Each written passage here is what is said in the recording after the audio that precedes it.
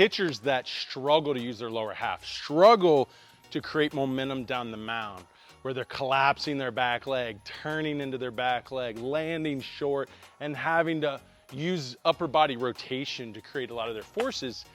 You can teach them to try to like extend out or push their hips out really hard and aggressive.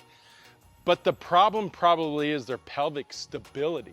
We do a Y-balance lower quarter test to show them what levels of pelvic stability they have. We level them up to elite players. But you can do it with something like with the stride accelerator here, where you take it, you sit on it, and a good loaded position is where your shin is linear, meaning it's coming down, so when I push, it's gonna drive my hips to the target and around, and I gotta be able to maintain torsion, the external rotation of the femur, because that prevents my femur from turning in early, which will just collapse me, kill my momentum, and force everything to run and rotate early. So you'll know if you have the mobility and stability of the pelvis if you can get it just into this position. That's why I like to do it with the stride accelerator. See, I can get here, I can turn out, and I can push. I feel aggressive. That's why I invented this, so it'll rock. I can actually throw on this, which is a really great training tool. But just getting here and feeling it, like feeling,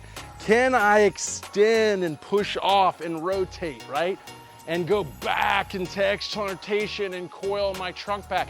Can I do that? Because the guys who can, the guys who have really poor pelvic stability, their knee is like this. They can't even get the knee up and externally rotated. They can't get weight on it. They struggle just to have the mobility, stability, ability to be able to get into the best loaded position like right here.